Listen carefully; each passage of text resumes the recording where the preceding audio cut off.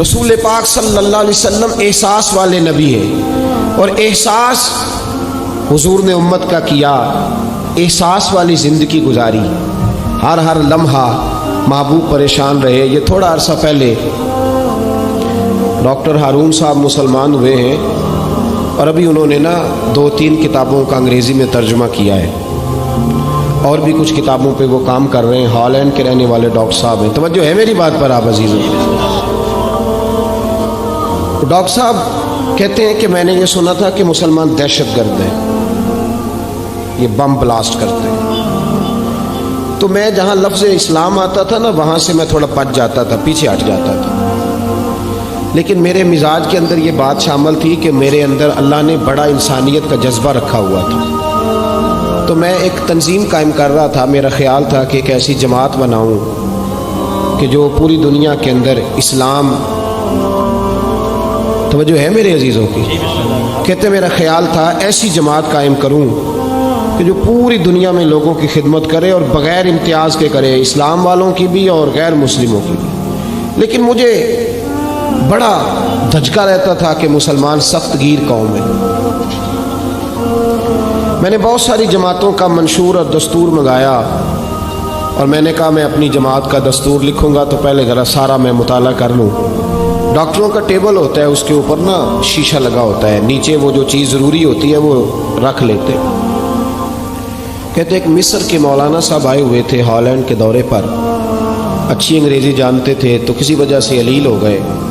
میرے پاس وہ آئے اور انہوں نے دیکھا کہ میں انسانی حقوق پر کچھ لکھ رہا ہوں، کام کر رہا ہوں، تو وہ دیکھ کر کے مجھے کہنے لگے کہ ڈاکٹر صاحب آپ کوئی تنظیم قائم کر رہے ہیں؟ میں نے کہا ہاں۔ تو کہتے انہوں نے ہلکا سا ٹچ دیا، زور نہیں دیا، اور ویسے بھی جو ہلکی بات ہوتی ہے وہ ذرا دل میں جلدی بیٹھ جاتی ہے۔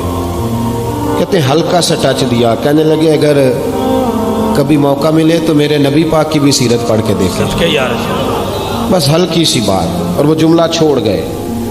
اعلیٰ حضرت فاضل بریلوی علیہ رحمہ نے لکھا ہے ضروری نہیں کہ تم جو کہہ رہے ہو وہ منوا کے اٹھو، لیکن میسج ضرور چھوڑ دیا کرو۔ جب انسان کے ذہن میں بات ہوتی ہے یہاں سٹاک ہوتا ہے جب بات کا، تو جب وہ کام کرنے لگتا ہے تو ایک دفعہ وہ بات سامنے ضرور آتی ہے، کہہ دیا کرو۔ انہوں نے کہہ دیا کہ ڈاکٹر صاحب ایک دفعہ حضور کی سیرت بھی پڑھ لیں۔ کہتے ہیں میرے ذہن میں بات بیٹھ گئی، مصروف آدمی تھا، زیادہ تو نہیں میں مطالعہ کر سکتا تھا، لیکن میں نے ایک دن 10 منٹ گھر میں ملے تھے تو میں کمپیوٹر پہ بیٹھا، اور میں نے کہا کہ انگریزی میں جو کتابیں حضور سید عالم صلی اللہ علیہ وسلم کی سیرت کی ہیں ان کو ذرا دیکھتا ہوں۔ تو فرماتے ہیں کہ میں نے نیٹ پہ سرچ کیا، پہلی حدیث آئی اور میں کلمہ پڑھ کے مسلمان ہو گیا۔ حدیث کہاں ہے؟ سبل الہدی والرشاد میں بھی ہے، کنز المال میں بھی ہے، مسند احمد میں بھی ہے، ابن اسحاق میں بھی ہے، ابن اشام میں بھی ہے، اور شاید سیرت کی تمام کتابوں میں آپ کو روایت مل جائے۔ نبی پاک صلی اللہ تعالیٰ علیہ وسلم کی حدیث اور روایت کرتے ہیں حضرت سلمان فارسی رضی اللہ تعالیٰ عنہ، اور ساتھ ہیں سیدنا بلال حبشی رضی اللہ تعالیٰ عنہ۔ فرماتے ہیں ہم گھر سے نکلے، حضور نے فرمایا ذرا جلدی چلو ایک ضروری کام ہے۔ فرماتے ہیں بڑی تیزی کے ساتھ آج روٹین سے ہٹ کر محبوب نے تیز تیز قدم مبارک اٹھائے، تیز تیز، اور فرماتے ہیں ایک گلی ہم نے کراس کی، دوسری گلی میں جو پہنچے تو پھٹے پرانے کپڑے، سادی سی بیوی، اور حالت بتاتی تھی کہ بیچاری کسی غریب گھر کی ہے۔ وہ سڑک پہ کھڑی تھی اور رو رہی تھی۔ میرے کریم رسول نے فرمایا بلال اسے پوچھو کیا مسئلہ ہے، کیوں روتی ہے؟ تو حضرت سلمان عرض کرتے ہیں میں نے کہا حضور میں پوچھ لیتا ہوں، آپ جائیے، کام بڑا ضروری ہے جو نکلیں، میں معلومات کرتا ہوں۔ تو محبوب نے فرمایا نہیں، اس کے آنسو پوچھنے سے ضروری کوئی کام بھی نہیں، پہلے اس کی داد رسی ہوگی، اسے پہلے پوچھا جائے گا۔ روتے نہیں رہتے لوگ گھروں میں، لوگ گزر نہیں جاتے چپ کر کے؟ کتنے لوگ تڑپتے، کون احساس کرتا ہے؟ نبی پاک سید عالم صلی اللہ علیہ وسلم رکے اور اس خاتون سے پوچھا کیا بات ہے؟ اس نے کہا کہ بات کوئی بھی نہیں، میرا ایک ہی موٹا سا مسئلہ ہے۔ کہا وہ کیا؟ کہنے لگی میں غریب ہوں، اور غریبی بذات خود بہت بڑا گناہ ہوتی ہے، لوگ بڑا جرم سمجھتے ہیں اس کو بذات خود. میں نے شروع میں کہا نا کہ مذہبی سٹیج کی بھی صدارت غریب آدمی نہیں کر سکتا, کیونکہ غریب جو ہوا جہد کول دتھی ہونی انہیں نیڑے بہنا ہے نا جی, جہد کول نہیں انہیں تو پیچھے جا کے بہنا اینڈ تے کول کہڑا دتھی ہے. اس سٹیج پہ بھی غریب آدمی کی صدارت نہیں ممکن ہو ہی نہیں سکتا. میرے رسول پاک سید عالم صلی اللہ تعالی علیہ وآلہ وسلم نے فرمایا پہلے اس سے پوچھو کیا مسئلہ ہے. وہ کہنے لگی میں غریب ہوں, بوڑھی ہو گئی ہوں, ساری زندگی غلامی میں گزاری ہے, تیل لینے آئی تھی 5 دینار کا, بوتل میں تیل بھروایا ہے, اور اب بوڑھی ہوں نا تو کمر درد کرتی ہے, پیر پیچھے موڑا ہے تو میں گری ہوں, تیل زمین پی گئی ہے, اب زمین تو واپس نہیں کرتی, لیکن واپس جاؤں گی تو ایک یہودی عورت کی ملازمہ ہوں, وہ درے سے مارے گی, کھال ادھیڑ دے گی, میں بڑی پریشان ہوں, اب نہیں مار کھائی جاتی, ہڈیاں بوڑھی ہیں, قربان جاؤں. حضرت بلال کو حضور نے حکم دیا, فرمایا دوڑ کے گھر جا 5 دینار لا. فرماتے ہیں 5 دینار لائے, تیل خرید کے دیا, تو پھر رونے لگی. فرمایا آپ کیوں روتی ہے؟ اس نے کہا بتایا نا غریب ہوں, غریب کا جرم کوئی نہیں ہوتا, لیکن پیس دیا جاتا ہے, پھر بھی مار تو اب بھی پڑے گی, اب کیوں پڑے گی؟ تو عرض کرنے لگی محبوبہ مار اس لیے پڑے گی کہ دیر سے کیوں آئی ہے.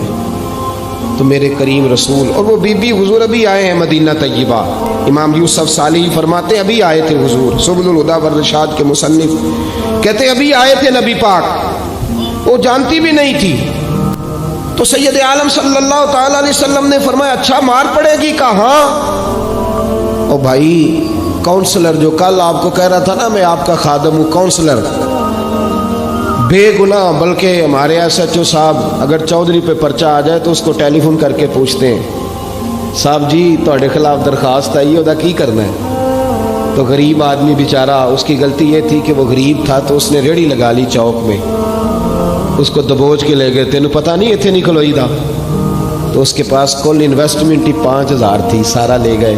پھر وہ کونسلر صاحب کے پاس چلا گیا, سر میرے نال چلے آ جائے ذرا, میں تھانے جانا ہے. انہوں نے کہا گڈی کرائی آ, پیسے ہیں نہیں, ایویں تھانے جائیدا ہے. اب وہ گاڑی لایا ہے, پتہ نہیں کہاں سے لایا ہے, تھانے پہنچا ہے. اور یہ ہے ہمارا حال کہ وہ ایس ایچ او بھی بیٹھا ہے کرسی پہ, اور کونسلر بھی کرسی پہ بیٹھا ہے, اور وہ غریب پیروں میں بیٹھا ہے, اور ہاتھ باندھ کے کہہ رہا میری ریڑھی دے چھڈو, میریاں 4 دھیاں نے, تو میں شامی کھانا کھڑنا ہے. کدھر گیا امت کا وہ ذوق؟ ساری زندگی نعتیں سننے والوں بتاؤ تو صحیح, نعت نے تاثیر کیا دی ہے روح کو؟ اگر ابھی بھی گھاڑی غریب کے پاس کھڑی نہیں ہوتی تو پھر کیا اثر ہوا ساری زندگی نعت سننے کا؟ میرے مصطفیٰ کریم سید عالم صلی اللہ تعالی علیہ وسلم نے فرمایا اس خاتون سے یہاں کونسلر ساتھ نہیں جاتا, کہتا کر دیا ٹیلی فون, سویرے 9 بجے پہنچ جانا.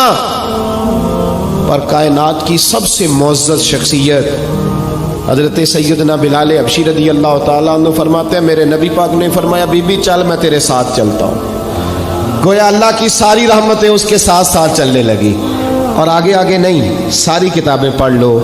وہ پھٹے پرانے کپڑوں والی بی بی آگے آگے, اور اللہ کے کریم رسول پیچھے پیچھے. ساری گلیاں اس نے پھرائی, مدینے کی صحرا آ گیا. ایک دروازے پہ دستک دی, سے مالکن آئی. وہ بی بی بعد میں کہتی ہے میں بھی بڑی ڈاڈی تھی, طاقت ہی نہیں تھی میرے سامنے کو کھڑا ہو سکے, لیکن جب میں باہر نکلی تو میں نے نور کے حالے میں لپٹی ہوئی ایک عظیم ہستی کو دیکھا. فرماتے محبوب کے گورے چٹے رنگ کے اوپر کالی زلفیں, اور محبوب پاک کی مقدس آنکھیں جب تک بات کرتے رہے نظریں زمین پہ جھکی رہیں. شرم و حیا والے رسول نے بڑے میٹھے, بڑے دھیمے, بڑے خوبصورت لہجے میں کہا. بریلی کے امام فرماتے ہیں نیچی نظروں کی شرم و حیا پہ درود. بڑے دھیمے لہجے میں فرمایا تیری نوکرانی ہے تیری. عورت کہتی ہے میں تو حضور کے جلووں میں محو ہو گئی کہ سادگی میں اتنا حسن میں نے دیکھا ہی نہیں, تیری نوکرانی ہے. کہا تو میرے محبوب نے فرمایا بیچاری کی غلطی کوئی نہیں, اسے مارنا نا, اس سے تیل گر گیا تھا, نیا خریدتے دیر ہو گئی, رو رہی تھی تو میں سفارش کرنے آیا ہوں. وہ خاتون کہتی ہے کسی کی نہیں مانی تھی, پر محبوب کے جملوں میں تاثیر اتنی تھی ککھ سواد نہیں مشری اندر, اساں کھنڈا بھی چکھ ڈٹھیاں, انہاں ساریاں شیواں نالوں گلاں سجن دیاں مٹھیاں. فرماتے ہیں نبی پاک صلی اللہ تعالی علیہ وآلہ وسلم نے فرمایا کچھ نہ کہنا. کہنے لگی نہیں کہتی، میرا وعدہ رہا، کچھ نہیں کہوں گی. اب میرے حبیب نے پھر نظر اٹھائی اور اس غریبنی کی طرف دیکھا اور فرمایا تو اگر کہے تو میں جاؤں، تو اگر کہے تو میں خود بھیک دے، خود ہی کہے منگتے کا بھلا ہو، تو اگر کہے تو میں جاؤں. اس نے خراج پیش کیا تو چند آنسو گرائے. کہنے لگی محبوبہ جیسے بندہ نوازی. حضور نے رخ پھیرا تو حضرت بلال کہتے ہیں میں پیچھے رہ گیا. میں پیچھے رہ گیا تو وہ دونوں بیبیاں دوڑ کے میرے پاس آئیں. کہنے لگی بتا تو صحیح ہے کون، یہ بتا تو صحیح کون تھے. تو حضرت بلال کہنے لگی تم نہیں جانتے. جناب بلال فرمانے لگے یہی تو ہیں جنہیں اللہ نے سچا رسول بنا کے بھیجا ہے. بیبیاں دوڑ کے آئیں. کہنے لگی محبوبہ دروازے تک آئے ہو تو خالی تو نہ لوٹاؤ، مہربانی فرماؤ ہمیں بھی کلمہ پڑھا دو. ڈاکٹر ہارون کہتے ہیں وہ بیبیاں وہاں کلمہ پڑھ رہی تھی اور میں حدیث پڑھ کے کلمہ پڑھ رہا تھا. بھائی